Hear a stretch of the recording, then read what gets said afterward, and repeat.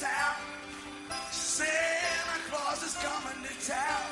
Santa Claus is coming to town. He's making a list, he's checking it twice. Gonna find out who's naughty or nice. Santa Claus is coming to town. Santa Claus is coming to town. Santa Claus is coming to town. He sees you when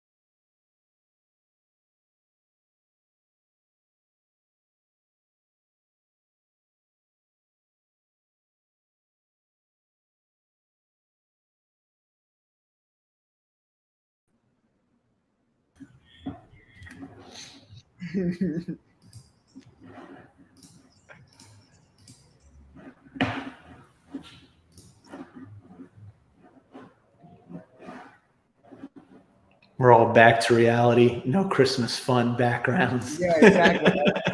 I was thinking we got to get this virtual background going again. Yeah. Are we back to live? I don't know. Rad says yes. Dan All says right. yes. Cool. Mic check. Mic check. All right, so Connor is the only one that made it over with his background. I guess Show you guys. this is a very on-theme start for us here. Sometimes in the holiday season, stuff does not go as planned, and you got to be ready with a backup plan and go with the flow.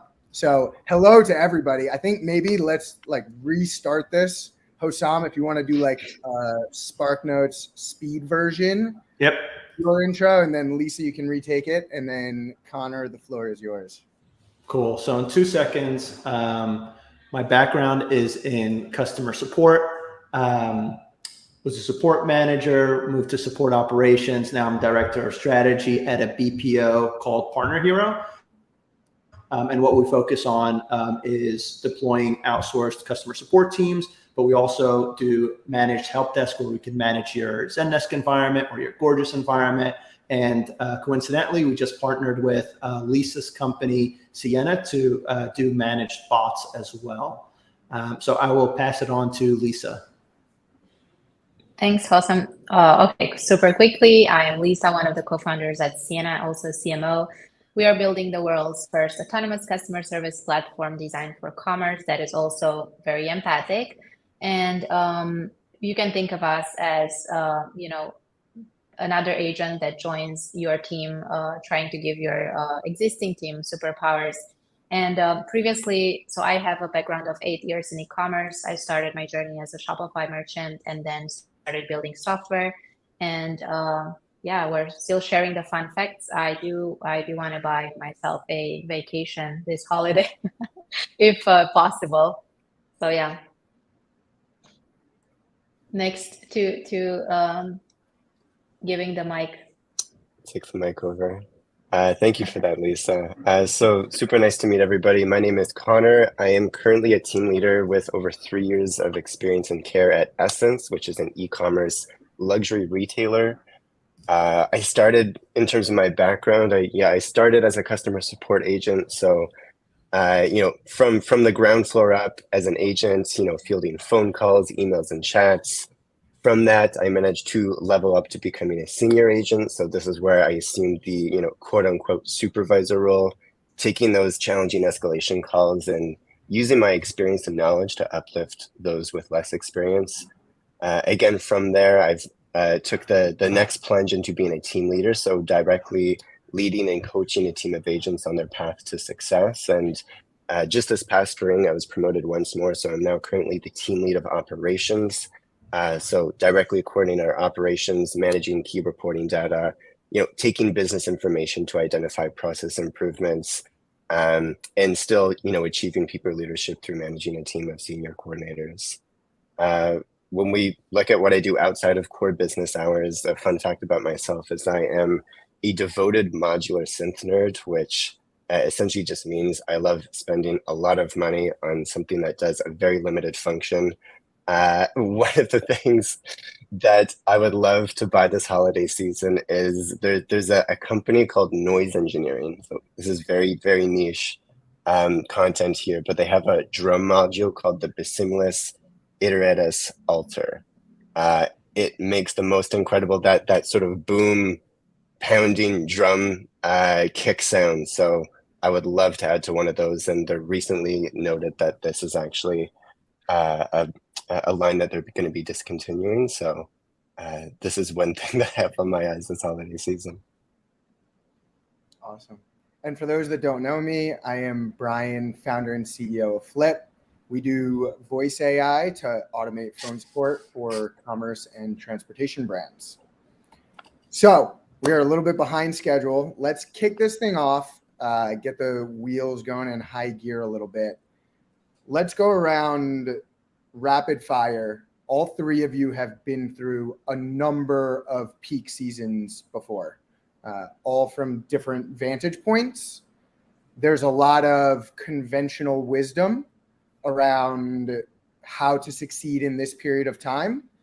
What is one example of sort of classic wisdom that you consider timeless, and one that you still hear that you think has expired?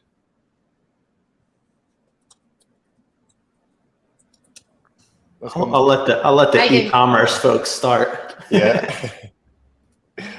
Amazing. So, I mean, on my end, I think entering peak season, we all come into this with optimistic intentions. You want your team to be performing at the best that it possibly can. You want to learn from past mistakes and use those errors to develop the strongest performance possible. I think sometimes team members will indicate they hear a note of sarcasm in my breath when I say phrases like, maybe we'll get it right this year. But I think that there's a sense of truthfulness to that statement as well.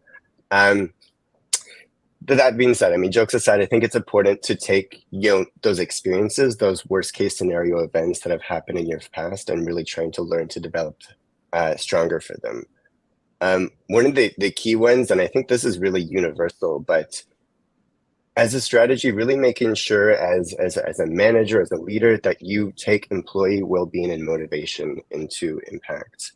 One thing that I found to always really resonate with team members and really have a strong impact is noting that motivated, supported teams are going to be the most likely to collaborate effectively, share knowledge, and support each other. So as a leader, I've done everything from, daily huddles, bring everybody into a meet and, shoot out positive affirmations to try and keep those spirits up.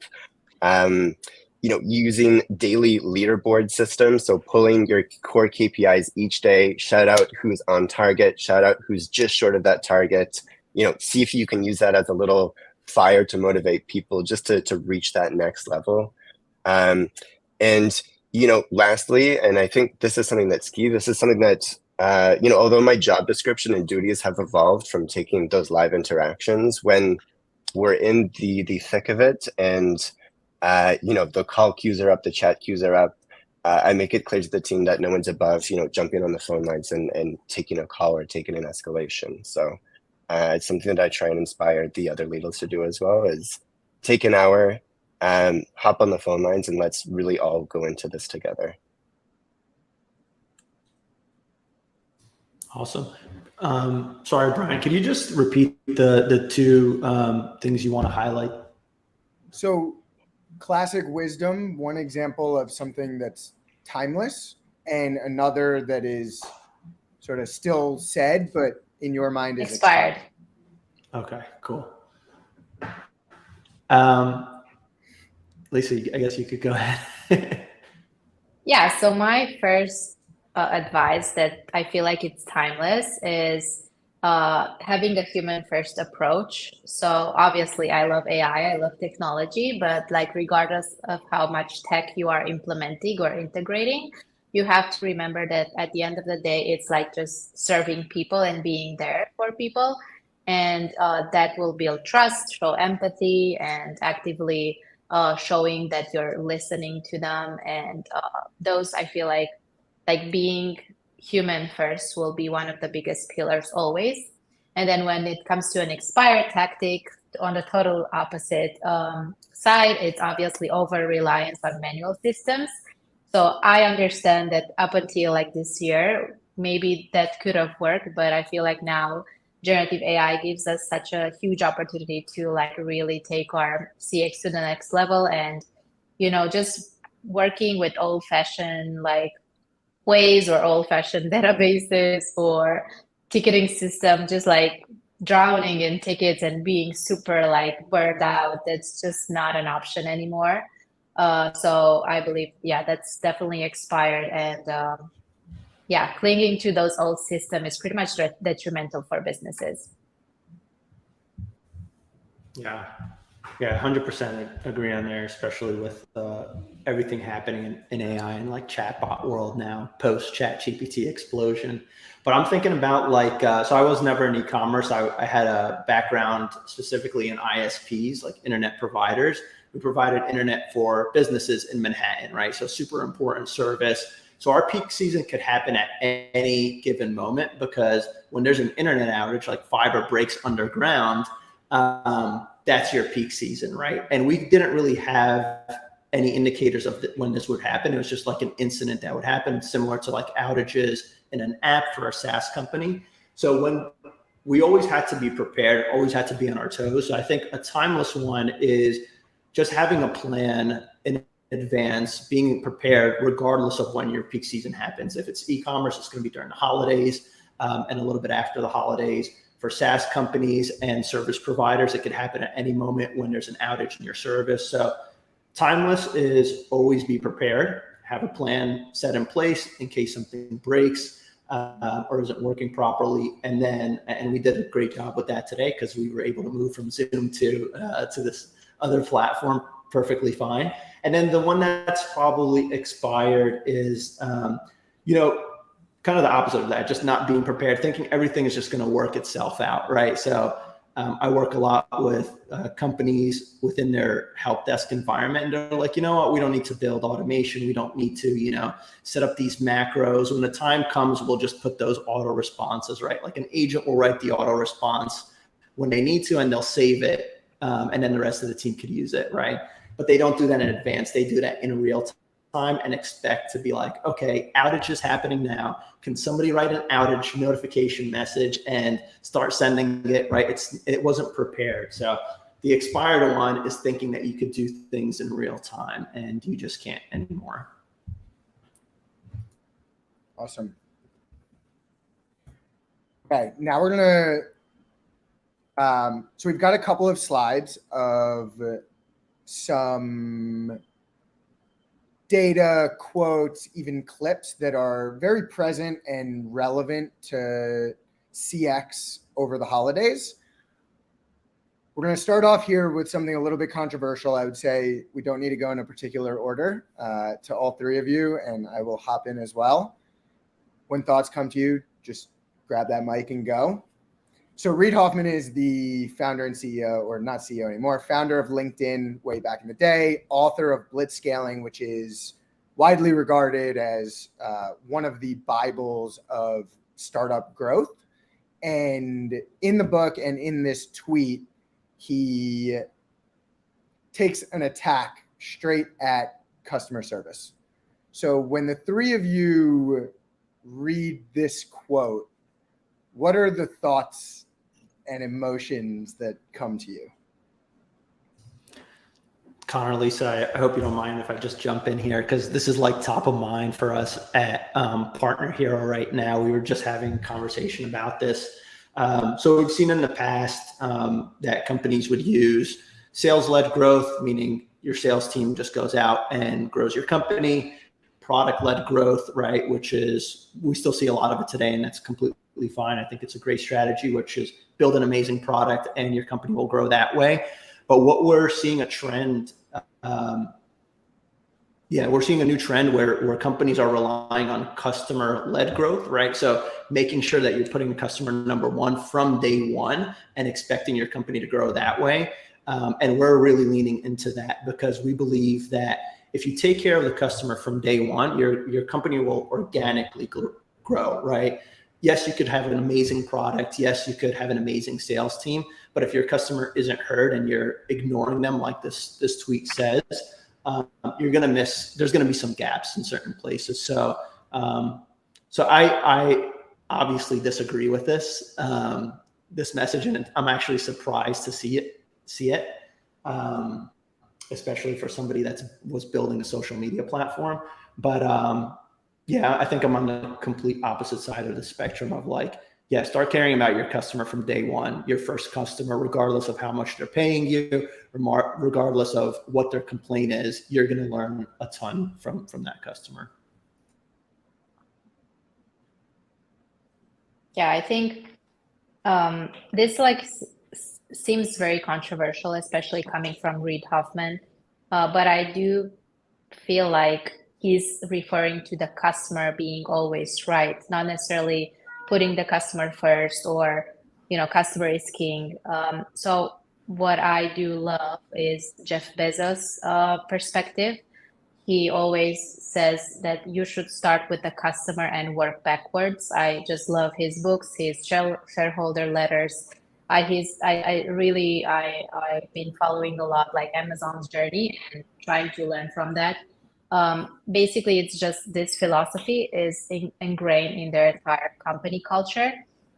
Even if the customer is not always right, they cannot always be right because they are not the ones building the business. You are the one with the vision, with the roadmap and the insights. They just want you to solve their own little problems that they are individual to them.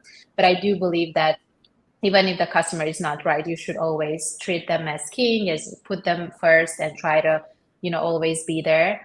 And yeah, I just feel like every single company should be customer focused. And as Hossam said, I love the fact that now companies are having this approach of growing through their customer base, because as long as your customers are happy, your business will keep growing without you having to put any sales and marketing. And that's like been proven at CNI in the last 8 months. Like we've done zero sales and marketing.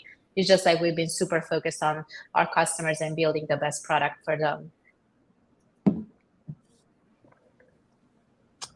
Amazing. So, I mean, for myself, to kind of hop into the echo chamber a little bit here, but again, I think I agree. I think this rule that you could ignore your customers could maybe apply if you have, such an incredible product that customers are going to continue to come back to you no matter what that experience is.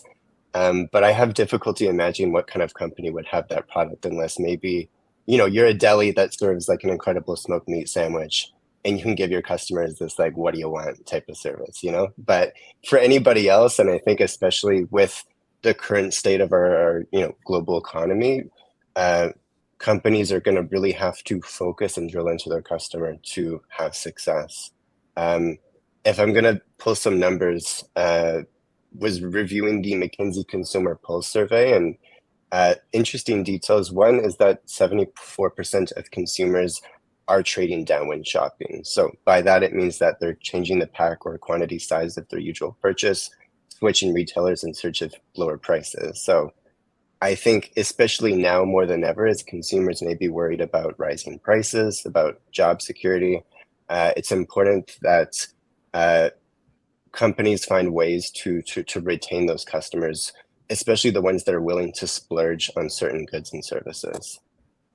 So for that reason, I really think it's important for CX teams to do the opposite of this, but instead find pockets of optimism with your customers, especially for those customers that want to, spend whatever amount of discretionary spending they have with you to really personalize those experiences to inspire purchases and really define what value means to those consumers who may be continuing to trade down.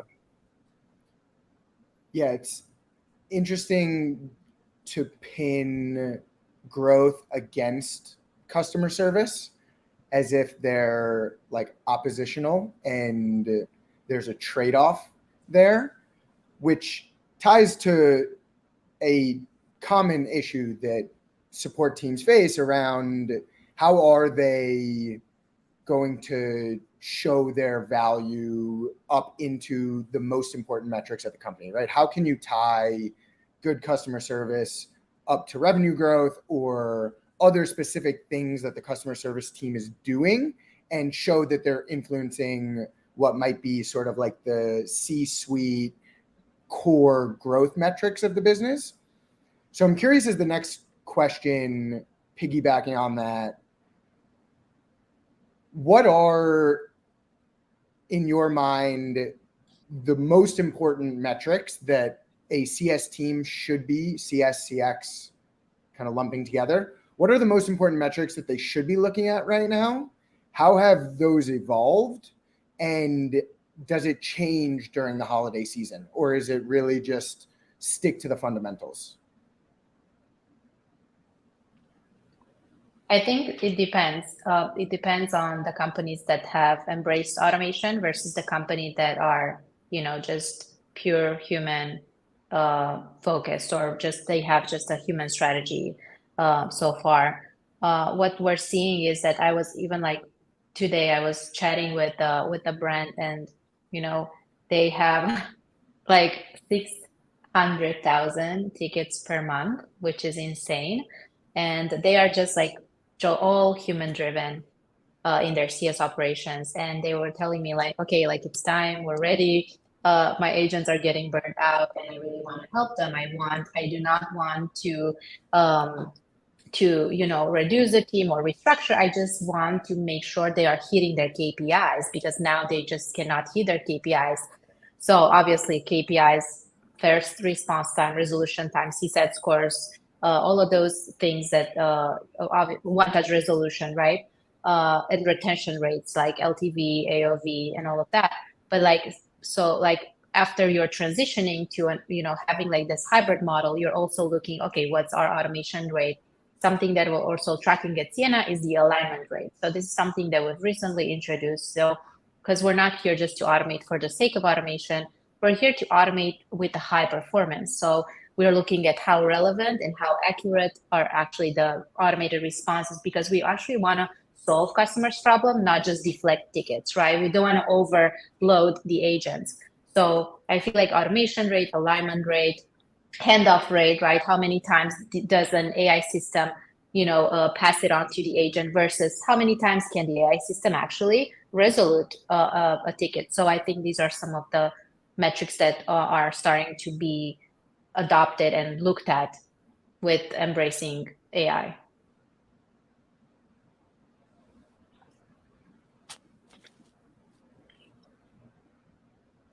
Sam, Connor? Yeah, I was waiting for Connor. I thought he was going to jump in there. But yeah, I mean, I haven't been on the side of tracking metrics for customer support teams recently, especially at Partner Hero. I know for BPOs a little bit different.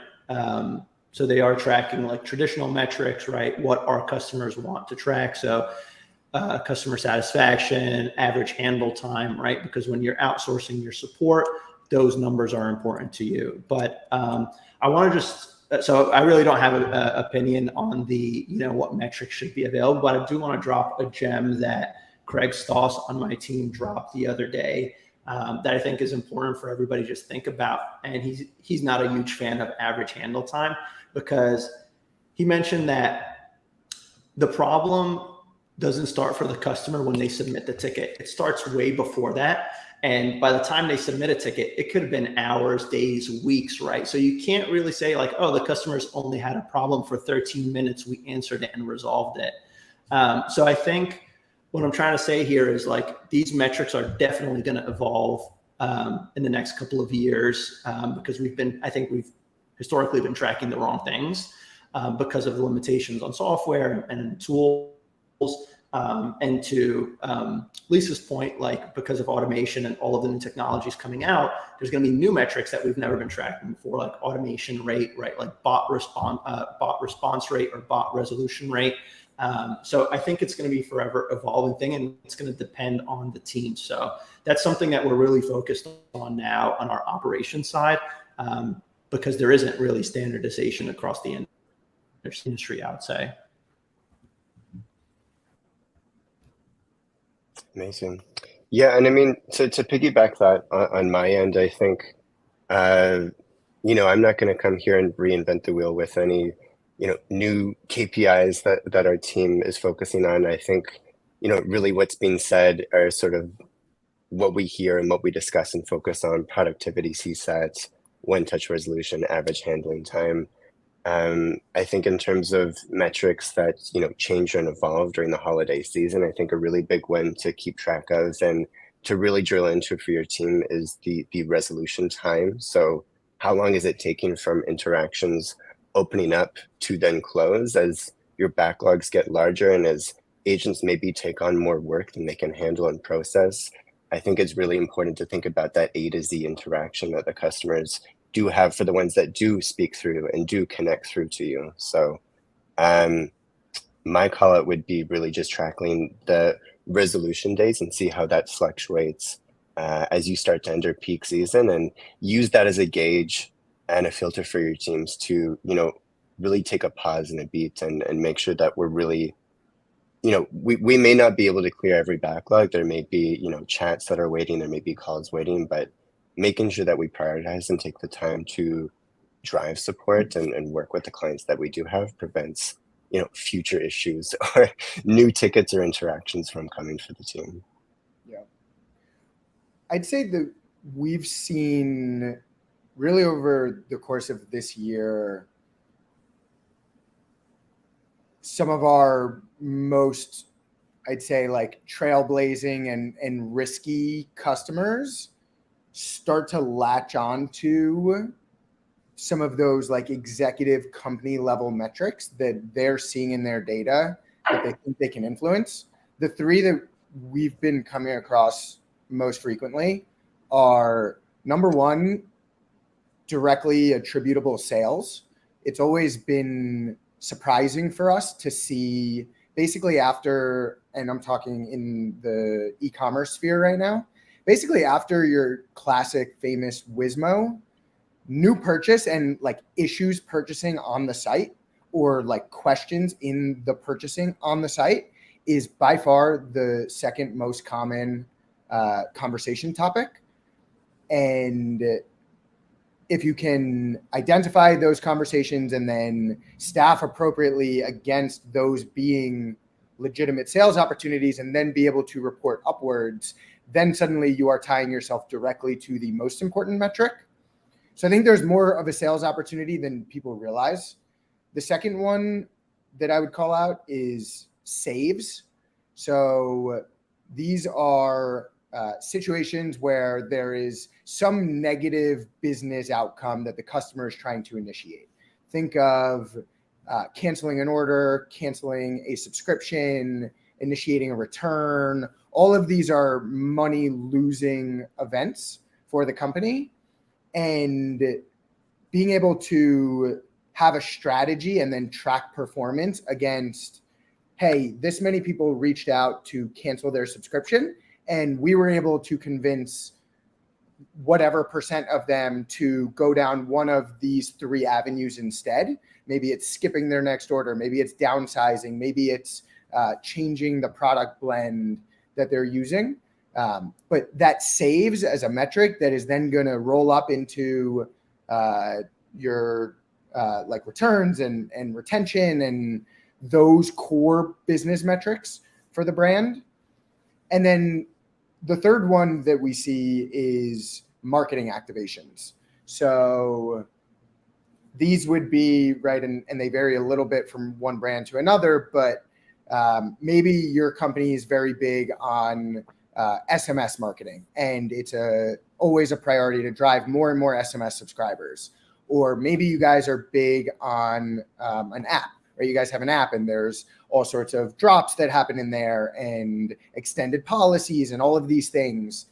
If you understand sort of what those key marketing channels and levers are that your brand is pushing, then you can work backwards into the conversations that are happening inside customer service with your agents and your customers. And you can say, hey, when somebody's reaching out about this thing, it actually ties to a benefit or a perk that we offer in this specific marketing channel.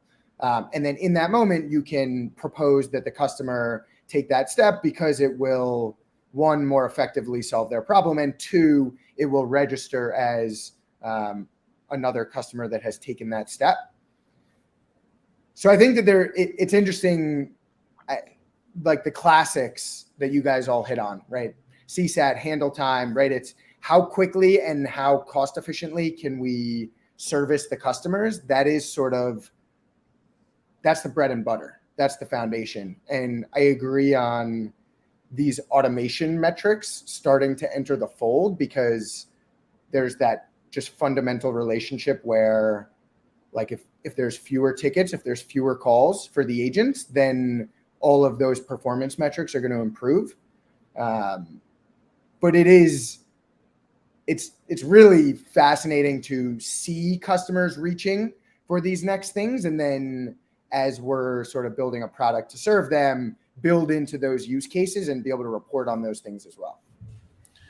Ryan, can I add something to that? Like the metrics that you talk about, like the ones that are directly tied to revenue or churn or so on and so forth, anything that's tied to money. I think about like the classic LinkedIn meme where on one part of the meme, it's like marketing 87 touches, right? Like the customer interacted 87 times, and then like one salesperson interacts one time with the customer, closes it, and that's attributed to a salesperson, right? So I think customer support doesn't always get the credit that, you know, that they deserve for driving revenue, because it's so hard to track the touches that they've had with the customer up until purchase, the same way that marketing has a hard time tracking, you know, their contributions to a sale, especially if a salesperson closes it. So I'm really interested to see how those metrics start to get, and I think we go with the classic metrics, right? Because we don't have a way of tracking those touches today. And a new customer might come to you specifically for your customer support reviews on a review website, and you have no idea that they purchased because of those reviews, right? And that's attributed to either marketing or sales. So yeah, I'm definitely interested to see where this goes. Are we ready for the next one? Okay, so let's talk about preparing for the holidays, right? Hossam, you hit on this at the top. What we're looking at here on the screen is basically the year over year total retail and commerce sales. And then on the right, you're basically seeing the difference between what was forecasted ahead of the holiday season and then what the actual was in terms of the growth rate that year. And the call out for me here, and I've noticed this anecdotally and now also in the data, is that especially over the last couple of years, it's been all over the place. It's been volatile and it's been challenging to predict exactly what the sales are going to be, which then produces downstream the uncertainty from a customer support standpoint heading into the holidays. So what are your guys' tips around planning and planning ahead? Starting early is definitely one piece, but then also under this umbrella of uncertainty around what the volume is really going to be and how things are going to go, how does that play into it?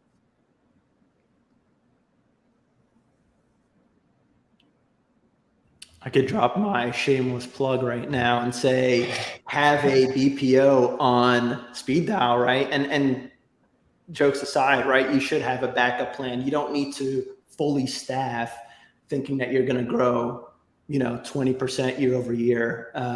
But just make sure that if you do, you've already trained a team that's part-time, contractors, freelancers, engaged with the BPO, and have that backup plan in case you do. You could pick up the phone and say, hey, we need 5 agents, we need 10 agents. We're seeing something that we didn't expect, right? And I think that's where, a BPO or just having part-timers really comes in handy.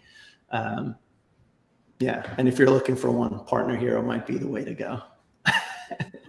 One quick addition before going to the next sort of area. I love the use case of AI with BPO, where the AI enables agent specialization.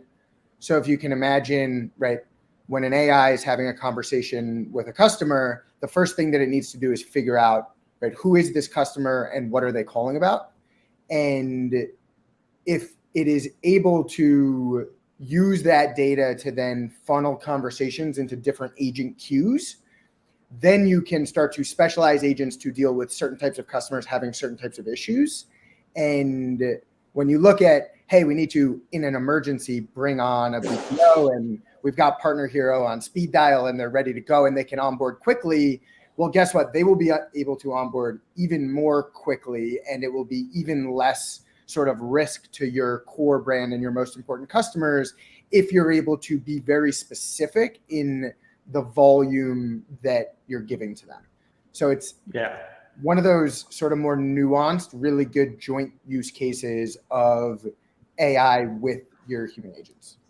Yeah, and onboarding is, relatively quick without AI, right? But it's not like, again, you have to plan for this months in advance. Now with AI, you could shorten that months in advance to weeks in advance, right? Because you have great tools out there that include Agent Assist, and they're pulling articles for these outsourced team to look at and say like, hey, this is the suggested response.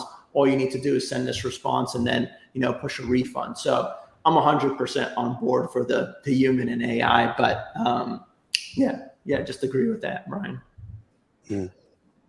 Yeah, and I think maybe you go first, Lisa. Now we got to a good topic. Everybody's jumping in. Just piggybacking on what Hossam said, it's important to have like a smart routing system, agent assist tools that just ensure super fast resolutions, much more personalized responses, less backlogs. And one other thing that I feel like it's super important that reduces that overload is having an omni-channel strategy, so enabling multiple channels. And now with, Gen AI, you pretty much can have like AI agents deployed across your preferred channels without necessarily having to hire specific people just for, Instagram DMs. So this, like having, an omni-channel strategy will just reduce the traditional silos often seen during peak seasons. So I feel like that's super important. Definitely. And as well to hop in, I think, Brian, you mentioned a thing about having, really focusing on triaging different levels of support. And I think I can attest to at Essence that this is something that we are doing now, but we haven't done in the past. And I can, really attribute to how this can help when ramping up teams, especially if these are, part-time or contractual agents, to make sure that they're ready for your peak season. When I first started, so when I was an agent with this company, we did have, again, that sort of traditional, frontline agent, and then someone who is a supervisor, someone who works on escalations.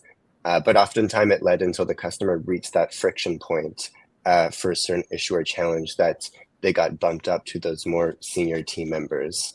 One thing that we've re-strategized is setting certain thresholds for various use case scenarios. So if the use case meets, maybe a certain client base or a certain order value, that agent can bump it up to somebody who has more experience, who's been on your team for a few years, who might be able to solve that issue in one touch, versus somebody who maybe is new to the team, has more limited knowledge and access, and maybe this is an issue that would take multiple days to solve. So finding ways to sort of see what's going to be too difficult, where are you seeing friction drivers within certain use cases, and finding ways to get those tickets or interactions or calls, whatever they may be, to the team members that can, slam them down.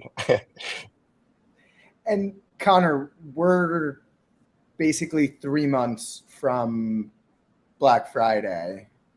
Where would you say you guys are at Essence in terms of like are you 50% through your holiday preparation? Are you 20% through your holiday preparation? Like, how far along are you all at this point, 90 days out?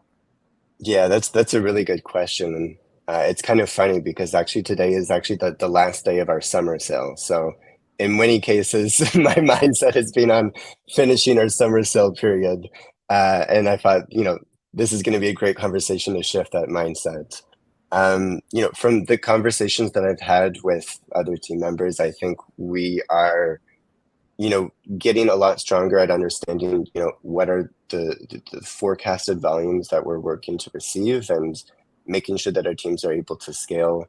So I feel like if I had to put a percentage number on it, I feel like we're like 75% of the way there. There's lots of processes and systems that we are looking to become more efficient on. And I think, when it comes to just having, onboarding new team members and having extra bodies on the floor. That seems like with this stage of our preparation, that's going to be actually one of the easiest things to implement. And then the last question I would ask from a preparation standpoint is to all of you, how much of it is team oriented versus tech oriented? I think it's 50-50, to be honest. If you don't put in the work, or you're not like really taking responsibility over the technology that you're implementing, you might end up with like, I don't know, not the ideal results as fast as you want them to, right? So it's all about, really treating it as a project, which you can work in milestones. You can set, goals. For example, we work with our customers in milestones. So for example, by end of the first 30 days, we want to reach a percentage in automation rate. We want to, take care of the lowest hanging fruit, maybe, take care of the subscription questions, related questions. So I feel like it's definitely half, at least in the beginning, because then the technology can definitely take over more of the responsibilities. I have just a question so I could better answer this. I have a question for Connor and maybe Lisa, but for your teams, when it's like for your agents during non-peak season, what's their capacity look like? Are they like at 80%, and then when peak season comes around, they're at 100% and maybe sometimes 110%? Or do you try to keep those agents at 80% all year round and maybe like bring on more agents during the peak season to handle that overload? Yeah, that's a great, excellent question. For us, again, we really do fluctuate with the sales season. So the spring, summer sale, things really start to peak up. And I would say that once we sort of get into, mid-July, the team, I think, is starting to really start to push on that 100% threshold. Right. When we have periods or off sales. So once we get into, our late September, October is before we bump in, the peak may come down a little bit. We'll maybe get closer, to like a 75%, maybe some points like right before Black Friday. There might be that 50%, where I say, okay, let's take advantage and indulge in these moments while we still can. Gotcha. But I think it definitely does fluctuate. Yeah. With that answer, then I could say I would agree with Lisa 50-50, right? Because there is preparation, getting the team ready and saying like, okay, get ready to work at your 100%, right? Like we've been at 50, we've been at 75, we've been at 80. So there is some preparation. If there wasn't that preparation, I would say, more on the tool side. And then, definitely getting your help desk in a good place, making sure you have the, like an emergency queue or like a VIP queue that you could route tickets that are super high priority during that peak season. So you're like, okay, these are all regular tickets, low priority tickets. We could get to those, but these are the ones that we need to answer now. So yeah, preparing your tools, I would say you should put an equal effort into it. Okay. A lot of AI talk, as would be expected from this panel throughout.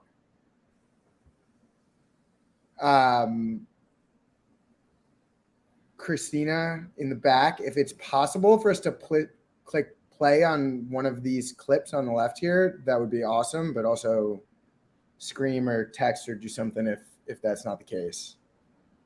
Okay, I'm getting the Slack that it's not possible. All right, so on the AI topic, and there was a question that came through in the comments that we'll work in here. Obviously, right, so just making sense of what's on the slide here. So top right is an article written by Mark Andreessen. He was one of the founders of Netscape back in the day and credited with basically the creation of the internet, now of one of the most famous VCs in the world. And he's been very outspoken really starting this year around just how impactful AI is going to be. And then down in the bottom right quadrant there, you're looking at the,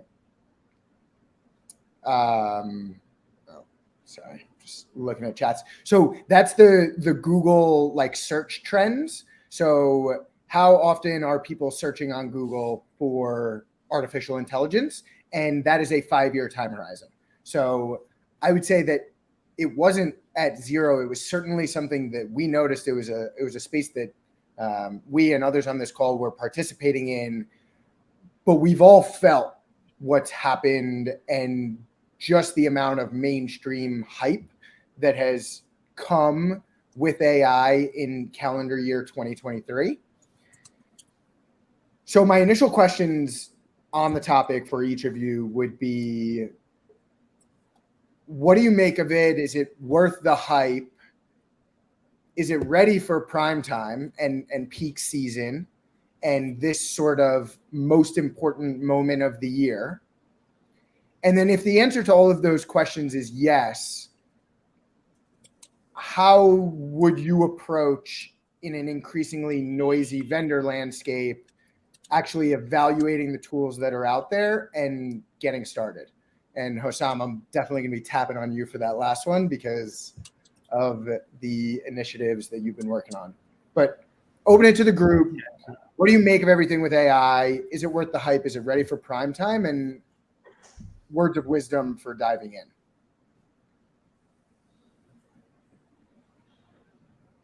Don't all jump in. Some thoughts on Mark Andreessen's post, which I really liked a lot. I've actually written a like mini LinkedIn post about it because I was finding it very amusing. I mean, it's like normal, right? Every single time there's something new, we get super scared as humans. Like, oh, we feel like it's like we are super afraid of embracing change. This is obvious. If you look at, historically, every single time there's been something new, we've been pretty skeptical about it. And it's pretty much the same with AI.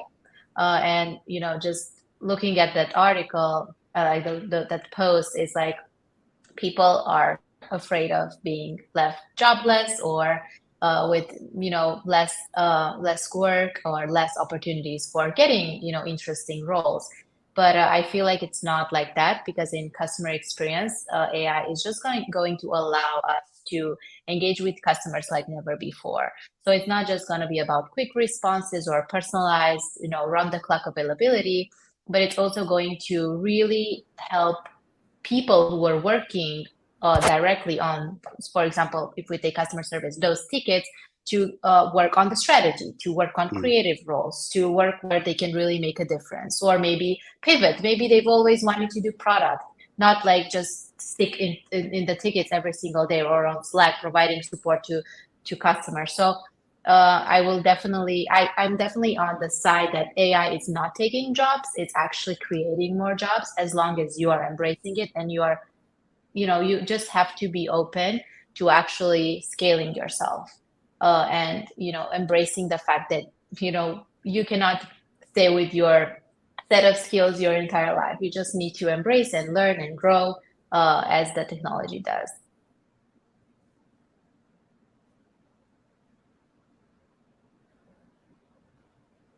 Yeah, I agree with that 100%. Like, I think it's going to be a great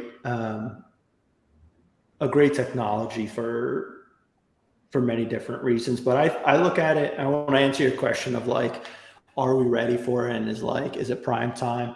I think about the launch of AI, or like AI coming to us now, the same way I thought about like when the internet came out, right? Like, we weren't ready for the internet. We're still not ready for the internet. And a lot of crazy things happen on the internet, right? And I don't think we're ever going to be ready. Like, we just gotta, be responsible with how we treat it and understand its different stages, right? So AI's been around for a while. We saw that graph.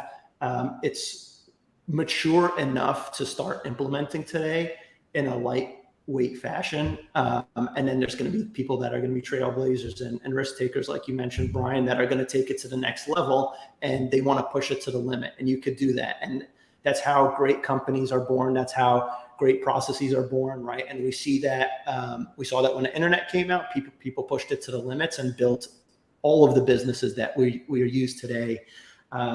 So yeah, I'm on the side of like, yeah, let's roll with it. Let's do it responsibly, implement it today. If it doesn't work, wait for updates, figure out how it works for your team, and just don't be scared of it. The worst thing that you could do is be scared of it and ignore it, right? Like it's not going to go away. So yeah, I think the best way to get started, to answer the second part of the question, is essentially to don't start with the tools, don't start with the technology, start with the problem, right? What are you doing manually 1,000,000 times a day? What is your team suffering with all day long, right? And then go look for tools that solve that problem. When you look at the tools landscape, there's hundreds of tools now, and trust me, because my team had to go through like 40 demos until we picked 2 AI providers, one of them being Sienna. So we did the homework for you already, but you're going to drown in demos, and you're going to drown in features, and you're just not going to know what works. You're just going to get confused, and you're going to think that the technology isn't right for you at this moment. So start with the problem, then go find the tool. I think that's the best way to start. And start with a specific use case, right? And don't jump into the craziest use case, right? So find something simple, like what do you answer all day long? That's easy. How do I reset my password, right? There's nothing that you need to do on the back end, and you just send them an article, or just send them the 5 steps that they need to reset. That might be 20% of your tickets right there. And you might just be happy with a 20% automation rate. And, then when you're more comfortable, then go ahead and, work on more use cases later down the line. But yeah, start small is my advice. Start small and don't be afraid of it. Like fitness. Yeah, to jump on that as well. I really love that idea. I feel like that I'm going to put that on a coffee mug, Hassan, is what is the problem we want to solve, and let's solve that problem. But I know there was a question that was in the chat earlier from Rads asking, at Essence, how are we, augmenting AI to help address what our team is already doing? And I think those things, really echo with each other. One of my big advices, and this is the AI that we're using right now is more of a traditional AI tool. So one that uses automation trees and conversation flows. One thing that we found that's really helped us to drive success is to look at that 80-20 rule. So what are the 80% of contacts that are going to be generated by 20% of those specific topics? And one specific example comes to mind. It was a winter sale a few years ago where we had, the backlog of all backlogs. I think there was like about 10,000 new email tickets that we needed to address in our queue. And, we did not have the amount of bodies, hands on the floor to work through that. I think this is where, pressure makes diamonds, and it's important to, think creatively and, kind of throw mud at the wall and see what we'll fix. So one of these ideas that came up in our team discussions was, how many of these tickets are about clients who are looking for an update on when their order will be shipped and their order's already since shipped? So we were able to collaborate with tech. We were able to pull the order numbers to validate their status, pull that information from tickets, and run an automation to follow up and essentially solve these tickets stating, your order's being shipped. If that doesn't fully resolve your inquiry, please reply and we're going to address that. Bring that to a more urgent queue, so these clients who had this experience, we can get back to them right away. And from that experience, we were able to clear out 2K of the ticket. So it didn't solve our full backlog, but it was a lot more effective than having agents work through each of those individually to send that same message that their order had already been shipped. Connor, was that the day that you took the tree behind you and slammed it on the floor? Exactly. And then followed suit with it, Nice. I certainly agree on starting small. We've always tried to build our product in a way where it was easy for people to get started. And this year we've taken that to even another level with something that we call listen mode, which is basically the AI is not even going to talk to the customer except for asking what the reason is that they're calling, to then be able to provide back to Connor or whoever the CX leader might be that's sitting there and saying, how big is this opportunity? What are the conversations that are good to start with?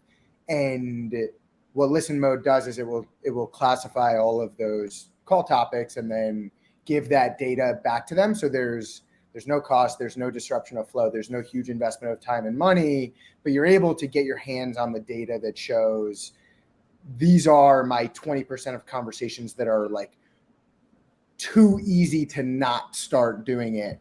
And you know, maybe this vendor might be saying we can automate 80%, but in reality, looking at these conversations and knowing how they're handled, I only think that we can do 25, or I only think that we can do 40, and being able to put the data that's necessary to evaluate the opportunity into the hands of the people that are doing the evaluation is a great way for everybody who's seeing sort of all the hype going around to be able to take a small dip without making a full leap.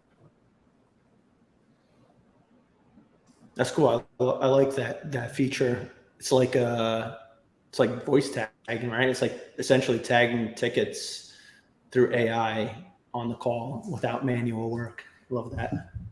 Exactly. Alrighty.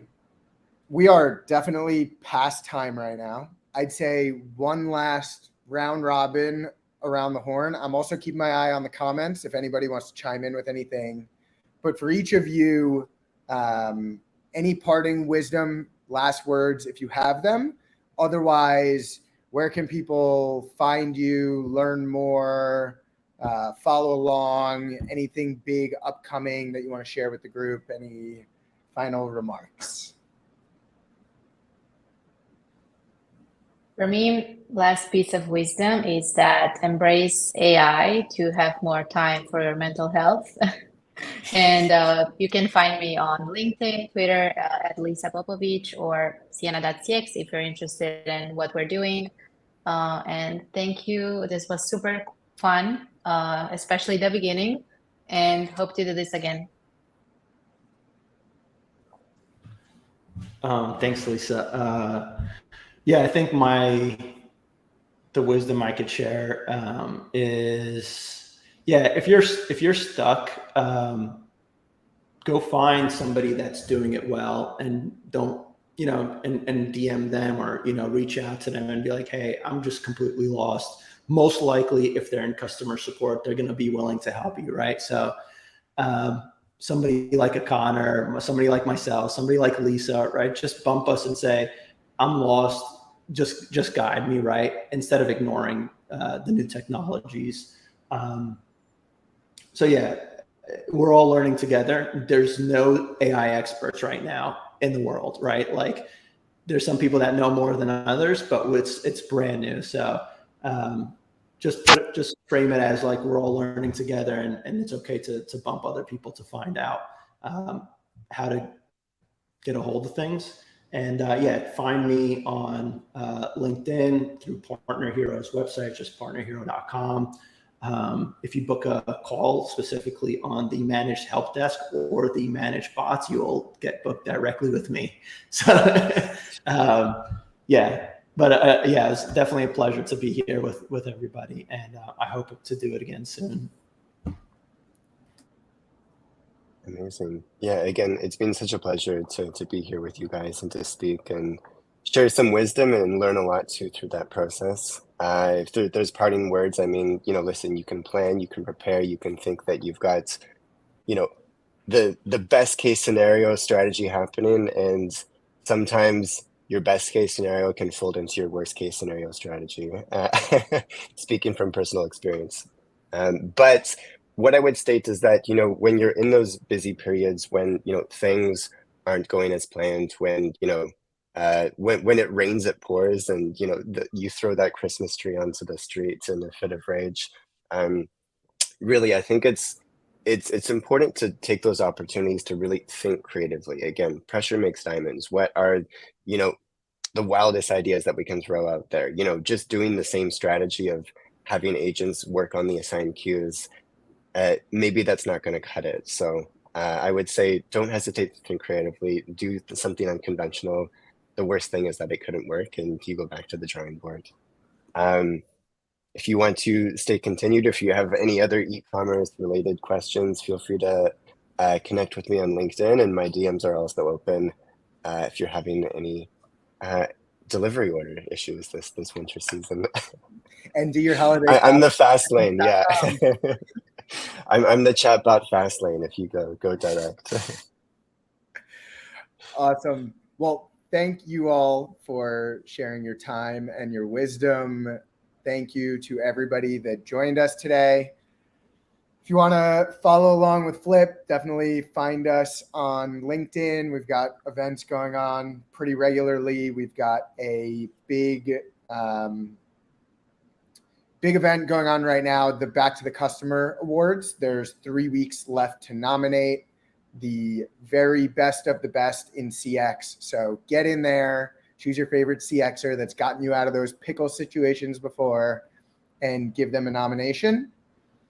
And we will see you all next time. See you. Thank you Later, for y'all. joining.